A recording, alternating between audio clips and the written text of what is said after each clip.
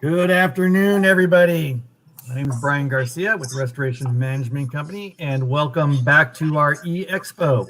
Today is Friday, 3/12/21. Today's going to be a good topic. Today we're going to be talking about proposals, RFPs, expectations set by property managers or by clients, and how to work with your vendors on proposals and proposal comparisons. It's going to be our normal crew today. If we can switch back to our full screen, there we go. There's everybody. And we also have Scott Ferris today with IQV Construction. He's going to be talking a little bit about their proposal process. So let's go through our group here. Mark, would you like to introduce yourself? Sure. Hi, everybody. Welcome. Good afternoon. Mark Owens with Reliant Construction Management. We are a construction management firm that works with HOAs, apartment building owners, property management groups, individual owners throughout the entire Bay Area, and we do everything, provide services for oversight of capital improvements, reconstruction projects, defect reconstruction projects, upgrades to building systems and components, everything from scope development to implementation, management to closeout. And we've been around since 2009. Perfect. Thank you, Mark. Annetta, you want to introduce yourself, please? Yeah, hi, Annetta and Mongo here with Bancal Property Management. I'm one of the community association managers. We are a property management company in San Francisco. We manage rentals and also HOA communities, mostly in San Francisco. And the company's been around for over 20 years. And I've been with Bancal for, I guess, almost 4 years now. And happy to be here. Thank you so much. Daniel, how about introducing yourself?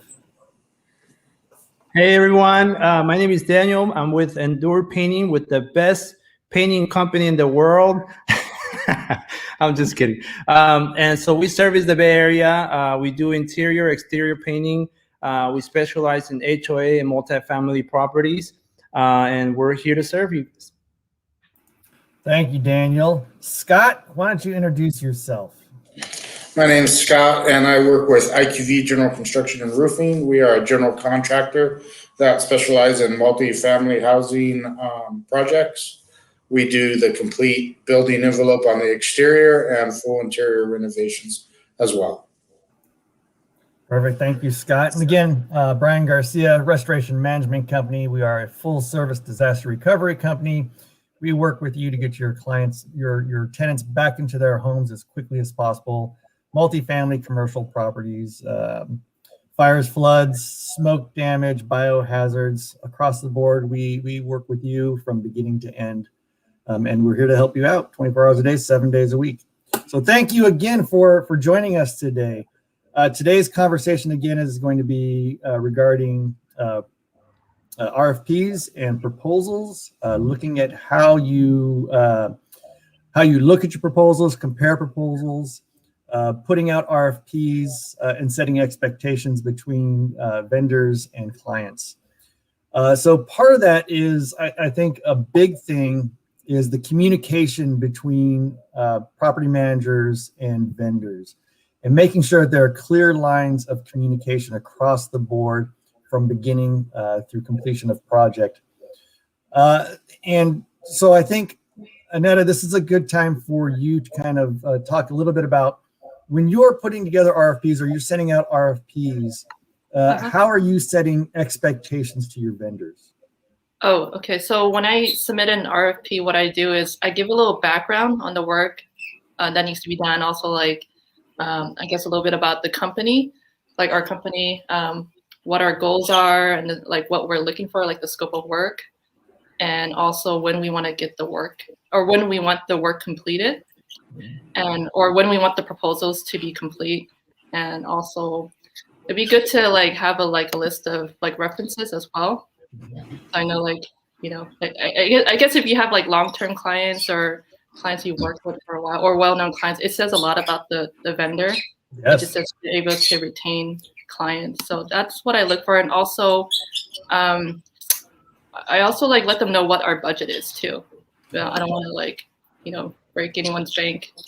So, right. So that's what I tend to send over to vendors.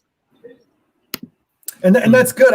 We appreciate it as a vendor. We appreciate it when we know kind of what the budget structure is. It makes it a little bit easier for us to work within those boundaries, and to communicate with you if if it's a feasible project at that price point. Yeah. So thank you. We actually appreciate that. Also, if you're willing to come out to the city, because that's a lot of vendors don't come out to the city. So if you come out to the city and do work, that's a plus. That's a great. So it's find vendors that service the San Francisco area. Right. Yeah. That's Good true. to know. Very true. Good to know. And then so you put out your RFP. What kind of communications are you expecting during that RFP program, during the process? You mean like written communication, or just like, sorry? So say you put out the RFP, excuse me, you put out the RFP, and your vendors are trying to make sure that they have as complete a picture as possible. So I know that oftentimes there'll be questions. You have your RFP, but there's still questions out there. How do you prefer those questions being presented to you? Phone calls, emails, or do you think group emails so that everybody across the board has the same list of questions and answers? I do like emails. Yeah, I prefer emails.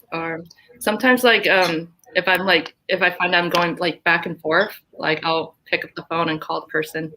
Right. Yeah, to eliminate that back and forth. But I prefer emails, so I can always refer back to it. Yeah.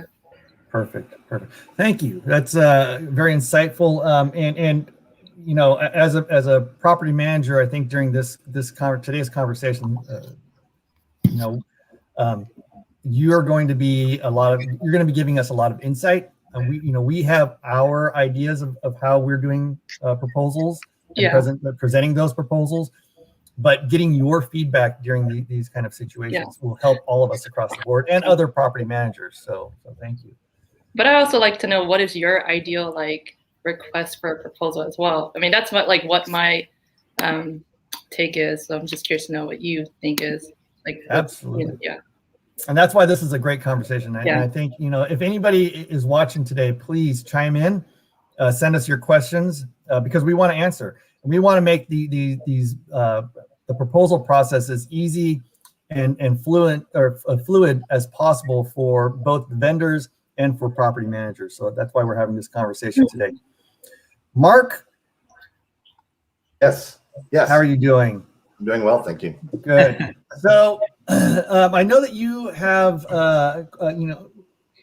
in your position, you work with vendors and property managers across the board on a daily basis. So you see these processes going through all the time, and you work personally on these processes also. So why don't you give us a little bit of insight as to how would you like to begin this? What do you see this? Sure, and I think, and thank you, Annette. I think it's a good. Ultimately, we are working with most of the time with property managers, and then conjunction with them and the boards and the HOAs that they work with. And a larger percentage of our projects that we do are with HOAs, but not exclusively in multifamily units. But what we do is when we're engaged, we help with that RFP process to make it seamless and also less painful, and as well as to ensure that everything about a project that we're including in the RFP process. So as vendors are bidding on this, we've taken out a lot of that legwork with they're trying to figure that all out, as well as from the property managers and the boards to really come up with a snapshot of everything that they need to bid on, to encapsulate everything within the project. So that way it's, as we do either a group sidewalk or individual sidewalks, company with the RFP, that we can minimize all the, the necessary back and forth for them to get at least a start on this, and then we can then tweak it along the way. So if we can pull up the RFP, the sample that I provided would be, I can kind of give everybody sort of a snapshot of what that RFP, kind of the elements of the RFP that we make sure are there.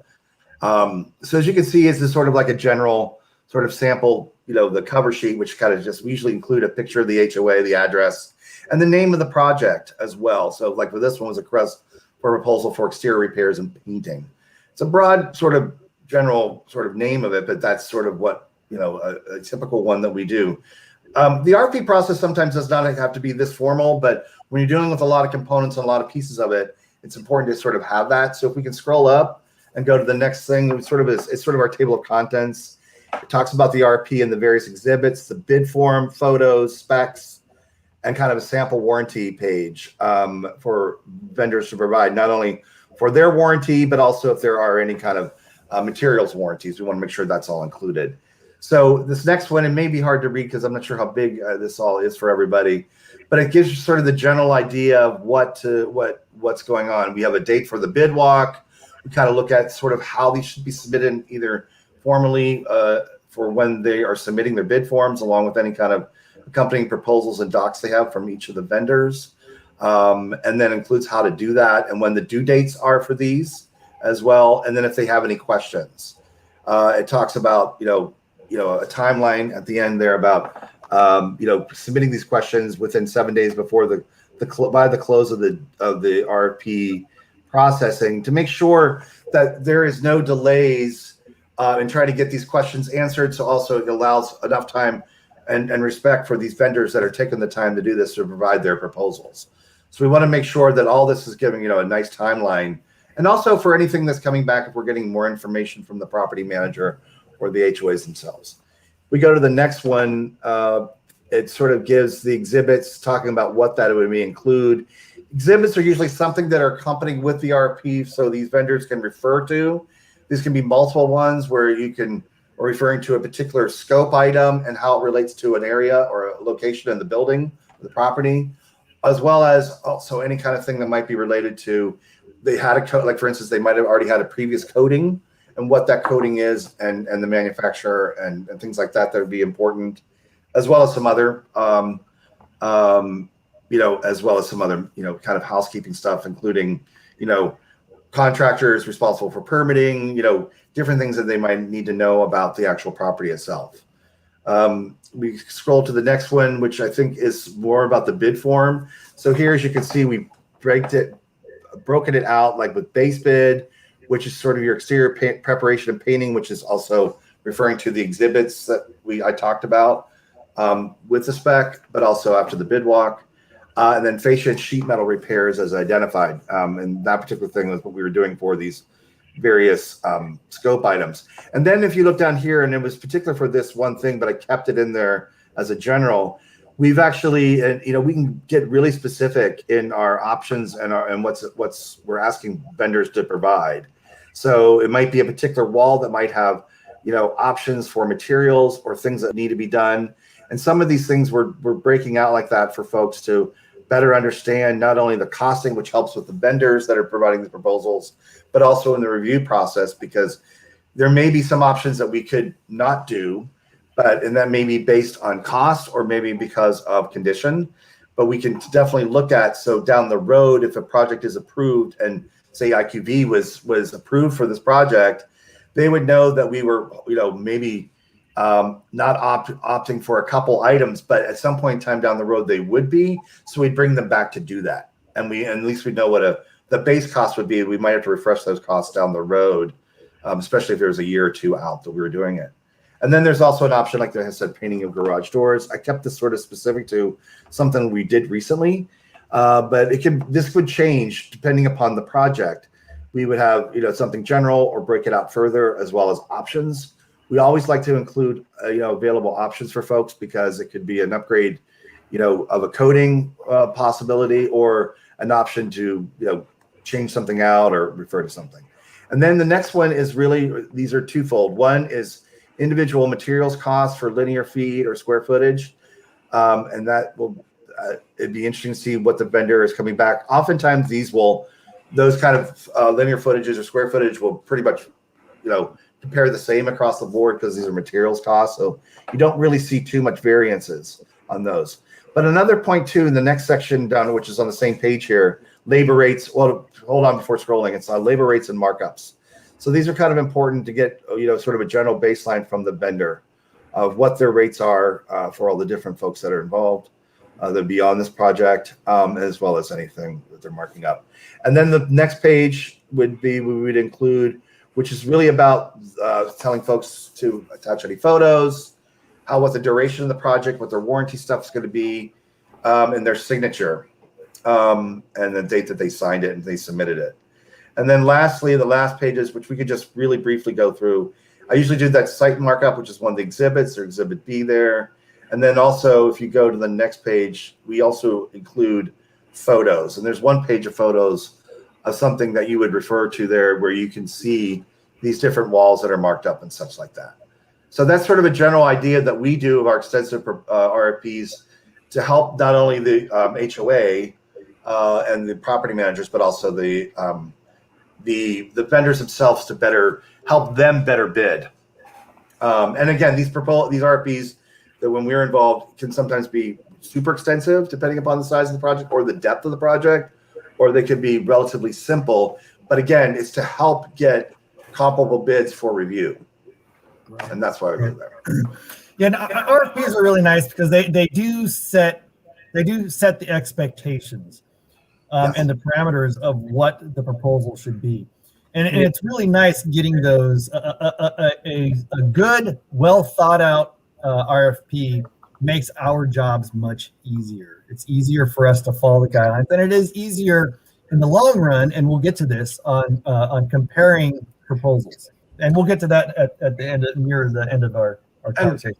Agreed, Brennan. And if I could, Brian, and I could add one more thing. What can happen sometimes during the RFP process, and even something that I've produced, me or one member of my team have produced. And of course, we share this with the property manager and the boards so they can look at it too. And they might have something to add if we might have included.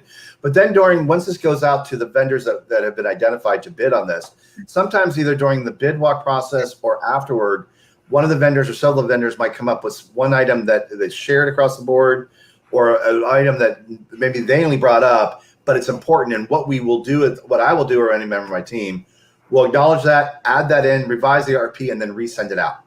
And say, hey, folks, we, based on Daniel's response, brought up, indoor paint, one of the vendors brought up, we might not identify that particular vendor, but we'll just say, we've added this, so please include this.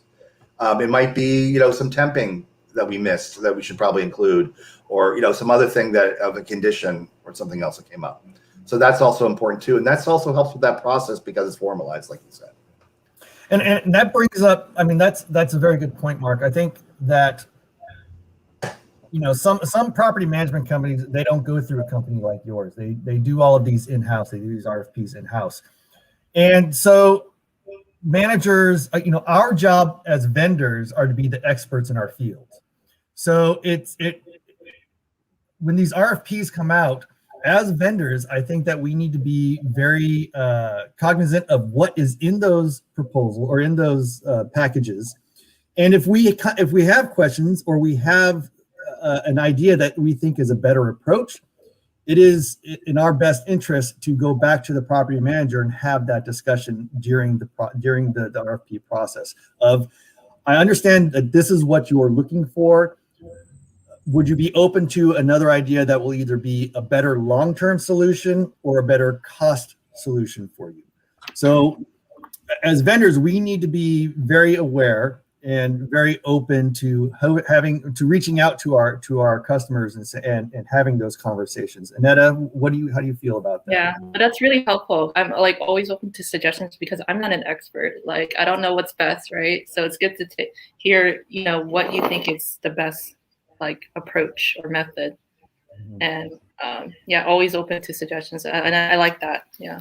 When a vendor's hey, I think this is the best method. What do you think? I like that. And I'm going to plug in sort of a plug for, considering using construction management, because sometimes I think it's helpful to do that. And there's value. And to your point, Annetta, and sometimes, folks might not, I don't think everything needs to have a CM, but I think there is a value in a lot of different things to do it. But it's to your point that you just made, Annetta, is that for sometimes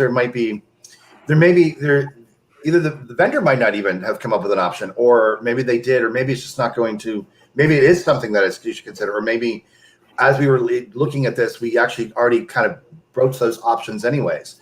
So I think it sometimes helps not only from the vendor perspective to be able to provide their expertise, because I look at them too as expertise. I don't look at myself as an expertise in anything that Brian's doing or that Scott's doing or Daniel's doing.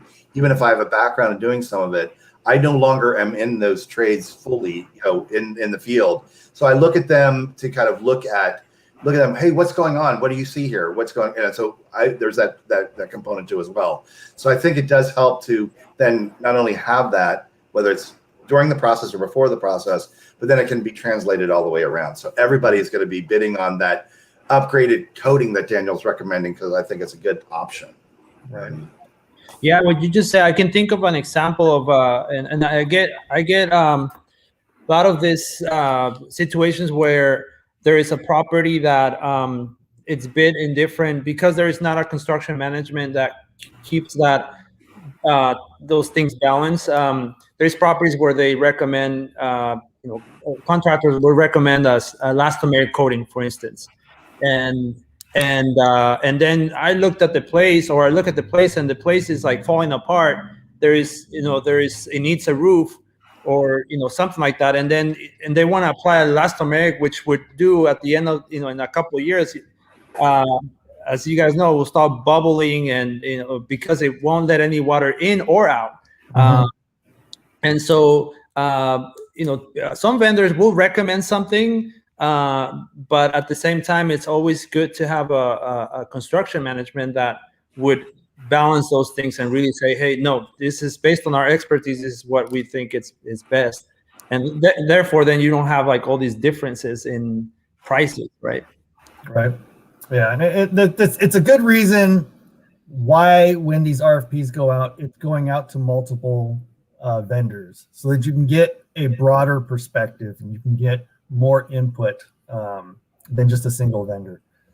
Now, obviously, as vendors, we would love you just to go strictly with us. That would make our lives easier. But we understand that best practice is getting multiple bids. Yeah. So that, and we're happy to work with our property managers on those. So, all right. So the RFP has gone out. So Scott, you get an RFP. What is your process moving forward from there? Well, as soon as we get the RFP, Daisy, our marketing and salesperson, she puts it into a system which we call CRM, and she lists all the information from the RFP into that, and then we get an email. After we get the email, we review it, and we contact the property manager or the construction manager to let them know we're working on it. We see if we need to schedule a time to meet them on site, or if we're going to meet a tenant or a homeowner. We find out if any of their contact information, and from there we schedule an appointment, go out there, inspect the property for the RFP, say it's for decay on siding. We'll go out and inspect, take pictures at that time, assess everything, and then bring it back to the office. At that time, if I have any questions or any concerns with what the request was, I'll reach back out to the property manager, both with a phone call and an email, to ask those questions. If I can value engineer and help the situation out in any way, I'll bring those suggestions up at that time. Once we agree on the scope and what we think needs to be done, then I'll go into the proposal process of writing the scope, going through all my vendors to get my material pricing, and then I'll put my labor hours to it. Once that's done, I'll send it out to the property manager or the tenant, depending on what it is. Sometimes we'll hand deliver it. Sometimes it's just an email, and then a follow-up phone call after that to make sure they received it and see if they have any questions or concerns.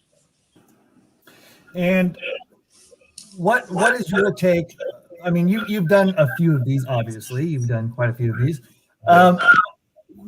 what is your take on the communication between property management or your customer and yourself during the process? It's very important. There's lots of things that you need to know, time frames. They need to have communication from me so that they can let the people that are the residents, the tenants, whoever it may be, know the process and how long it's going to take, when we'll have our bids turned around. So I believe the communication is crucial and very important between the property manager and myself. Yeah. Hey, Scott, I believe you have a sample proposal of yours that you could share with the viewers. Yes, we do. Daniel, I think you can pull that up, or whomever. All right, coming right up. Yeah, I just want, I'm big on communication during these programs.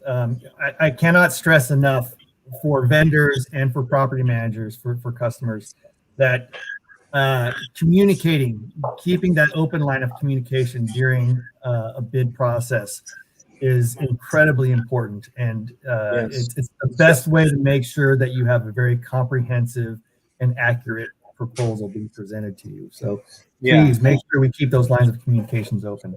Brian, just to add something really quick on what you're saying, sometimes I think people feel like if they're asked too many questions, they look incompetent or they look like they don't really know. But I think it's completely the opposite.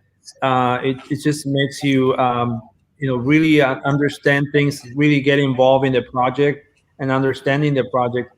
I always like to ask too many questions sometimes, but it's just better because I translate all that into my proposal, and it just clarifies a lot of things in the future. So it's better to ask questions. Communication. I agree. And the thing too with me and my team, whenever we have questions or we receive questions or ask questions or getting information, what we like to do as well, if it's we like to formalize it or document it via email. So if it's in an email format, it's great. We can continue with that. But if there's any kind of verbal or even text conversations or on-site communications that are between any of our vendors, we follow that up with a summary via an email saying, as per our phone conversation or as per our meeting today on site, and then the following items. So that way, it's not only do we have that clear and everybody has that, or whomever that we're working with, but also if we miss something or we want to add something, then it's all part of that email thread that is documented, so it's all clear, and then that way it can be translated for you folks, not only for you folks, either us for to further the RP, or for you folks as you're developing your proposals. Agreed. Scott, why don't you walk us through a proposal? Okay, so this is a sample of our proposal. At the top in the right-hand corner, we give every one of our proposals a number, usually starts at 1 and just continues in sequence all the way up throughout the year. So we put that on there so that we can reference it. When it comes back to us, we put the date, and then we'll type all the client's information in, who the property manager is or who the client is, the HOA or the apartment complex, usually who it is, their email, their contact information as well. Then we'll go to the project and address info box. We'll enter all that info in for where the work is going to be at. And then again, the name and contact information below that. And then, of course, I put my information in so that's right there. If they ever need to contact me, they can. And then we go down and we put our company name. We do a short description of what the work is. For example, this one was for rebuilding trellises. So after that, we'll start the scope of work. And this is a scope that I wrote myself. And I started with what we were doing, if we're going to protect it. I stated what's the demo and what's being removed. Anything that isn't being removed or not worked on, I also put in there as a note to the client so they know it's not included in this bid. And then I went and spelled out the scope, each step of what we're going to do, and the size of the lumber, what kind of lumber we're using, or what type of materials we're using. And I try to be as detailed as possible when it comes to this so that they can understand the step by step. After that, after I write the scope, I go to another page where I document the scope per hour, per our hours, and I put time to it and price out the materials, you know, put the dump fees in there and all that stuff, which calculates it. And this proposal only has one line item on it. They just wanted lump sum pricing, so that's what I would give them. Generally, I have 1 through 10 in the line item cost. So if we need to break it out per task or per area, we can do it that way as well. And then, of course, we put our exclusions in there, our job specific exclusions, and then we have our general clarifications and exclusions. And then at the bottom, we have our total price again with a box for them to accept it. And that's pretty much our proposal process. That's good. That's good. Nice, clean, simple. Now, do you find that it's best to have a very detailed proposal versus just a bullet point proposal? I personally prefer to have a fully detailed proposal. It helps the client to understand the process and what we're doing better. And, you know, they come with fewer questions because, of course, they're understanding it better. Right. So, but then, you know, it just helps not only for the client, but once the job is accepted by the client, the detail on it, it helps my project managers, my superintendents, my foremen understand what they're doing as well. So the more detail, the better, in my opinion. And then what's your take on that? Yeah, I agree. It also eliminates any questions or any back and forth.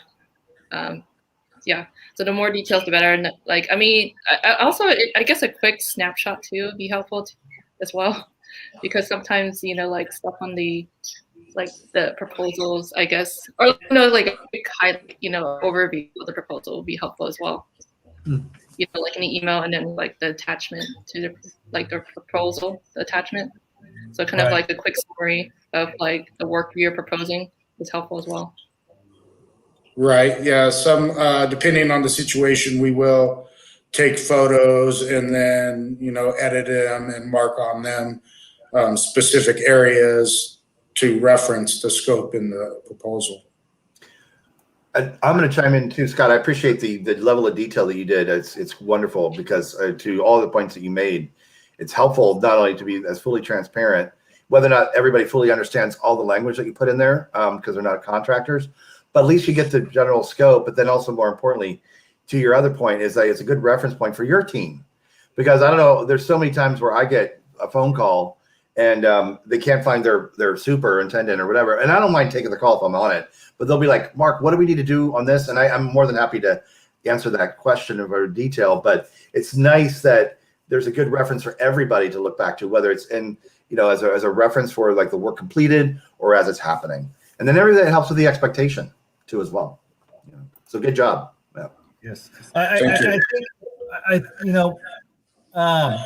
think that it's also part of the conversation with your customer, whether it's a homeowner, a facility manager, a property manager, is asking them up front, how detailed do you want this proposal?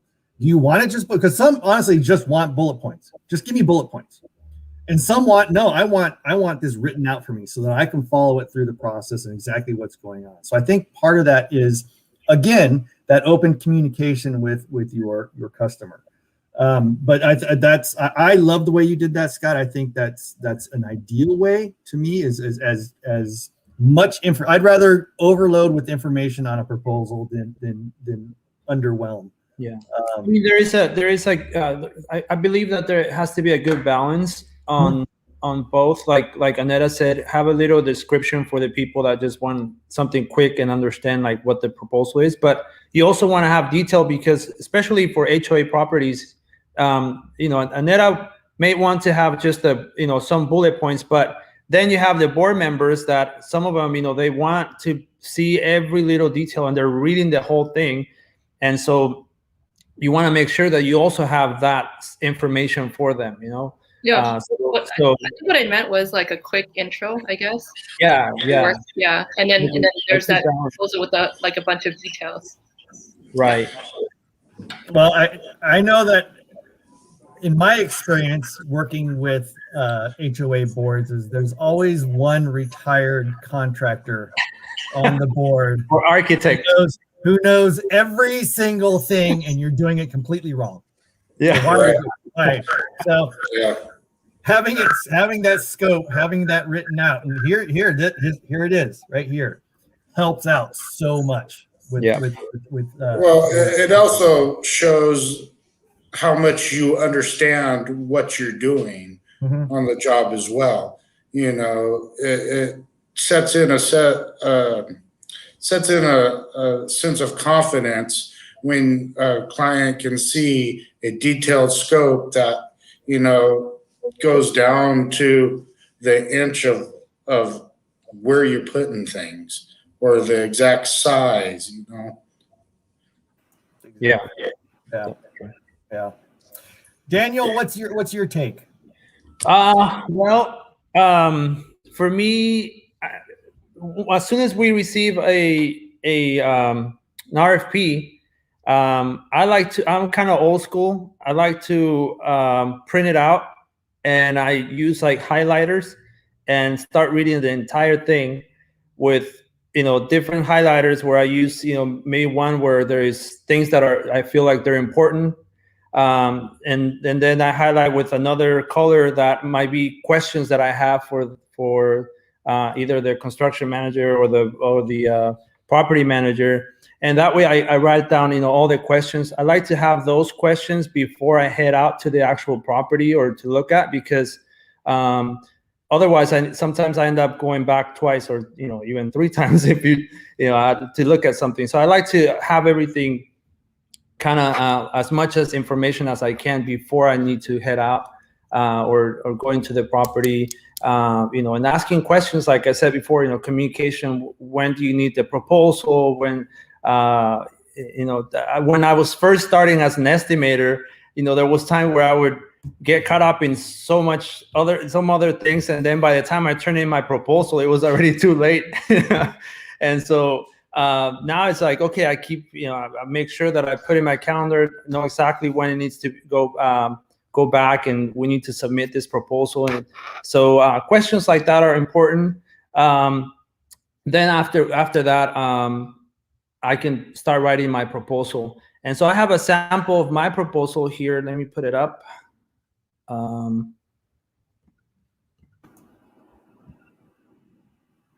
Okay, so a sample of my proposal. Obviously, all the client's information. But in this area is where I think I kind of feel like what Aneta was talking about. I put a small description, very it's detailed, but it's still kind of small enough to understand what the scope of work is going to be. So if we're painting exterior buildings, I just put how many buildings we're painting. If we're painting mail posts, how many of those are going to get painted, or the fences, or a common area. So it's just a brief description, but also has some of the detail that you want to know. I think I talked about that off line. We were talking about, I was bidding a job, and they told us to give a proposal for all the monument signs, and they didn't really tell us how many. So I went out there and I drove the entire property, which by the way was huge. And so I think it was like 15 monument signs. And so obviously I was the highest bidder, because the rest of the the other bidders, they only found like 4 or 5. Not having that detail, someone can go in with another vendor that's half the price, and then they realize, oh my God, well, I didn't know that there was 15 monument signs, and now I need to do a change order or eat the cost, right? So it's important to have some reference, some information. I put here, like, if you have a fence, a little approximation of linear footage. If you're painting both sides or if you're painting one side, things like that. And then I get into the other area where it's more detail and more for, like you said, the actual contractors or the architects, that they want to know all the details. And here I put, like, basically we put the surface that is going to be painted. So every surface, because if we say paint the exterior building, it's not enough information to, you assume that you're going to paint the exterior building, but what is that? What surfaces, what are you painting specifically? Because then you end up saying, oh, well, the roof jacks were not included. We're not going to paint the roof jacks or the gutters or anything else. So we try to put a detail. This will avoid confusion. To say that was not included is what I put here. So, for painting siding, we put, we're going to do 2 coats. What does that mean? I think we talked about that too. When you said 2 coats, what does that mean? What does 2 coats mean? We have some painting companies out there that are considered 2 coats, a spray and back roll. And that's what they think is 2 coats. And, we know, Mark knows that that's not accurate, right? We will put description of, like, for painting windows, if we're painting the wood fence, for matching colors, things like that. And then we have options, alternate options, anything that they might not want to, they're still questioning whether they want to do it or not. We can put it here. We put pricing on that too, so they can choose to whether they want to do that or not. And then we always have, I don't have it here, but we always have an initial here, so they can just basically initial if they want to add it. I typically like to put important notes, things that I get when I'm doing a walkthrough. So they might tell me that they want to be extra careful with the plants. And I like to put that there, or with the, whatever there's a security issue that we need to do or anything like that. I like to put it here just as a reminder for me, and so that they also are aware that I'm aware of what they said, and that I basically listened to what they told me, right? Then in my next section, I have what's excluded, things that are not going to get painted, things that are not going to get coated. So important to set expectations within reason. I said within reason because I think it was like 2 years or 3 years ago, I had a client that told me that I was supposed to paint the inside of the gutters. And I'm like, what? And so, things like that, there's no way you're going to paint the inside of the gutters, but it's important to set some expectations. Then after that, I have a description of the prep work, a description of what we're going to do in our, what we're painting, a description of materials. So if we're going to pressure wash, if we're going to hand scrape, if we're going to sand, if we're going to spot prime or full prime, if we're going to patch the stucco, I have a full description of what all the actual work is going to take for those surfaces. And then we put a description of the cost, so the price, including materials. In that section, we try to add whether we're going to use a scaffolding or if it's excluded, any aerial equipment that's included or excluded, or permits or anything like that. And then our warranty, which explains basically all the stuff about our warranty. This is like super important for painting companies. I like to add financial requirements. This is something that Annetta was mentioning, that she likes to know also what as vendors expect as well, and I think one of them is just setting those financial expectations, whether it's gonna be a net 15 or net 30 or net 60, and basically keep that in our proposal that people understand when we also expect to get some type of payment, right, for the work that we've performed. And then we have our signature and acceptance of the job. So this is just a little format. It's basically how we provide our proposals, but it's all meant to, like Brian said, to keep that information as detailed as we can, and as clear as we can, but as detailed as we can. Yes, and thank you, Daniel. That was a great explanation. Sorry, I can't speak suddenly. I want to bring up that there are proposals that are written specifically towards RFPs, and there are proposals that are written up just as a per request. So when a proposal is being written towards an RFP, it's going to be written towards that scope of work. Versus if you call us up and say, hey, I've got this project, can you just come by and take a look at it and give me an estimate? You're going to get a little bit of a different proposal that way, because then you're going to be getting it towards our expertise as vendors. But again, it goes back towards making sure that there are open lines of communication between the property manager, property owner, facility manager, and the vendor, and setting those expectations up front. So all of this has been great information, and I think that we are just kind of beginning to dig into this process.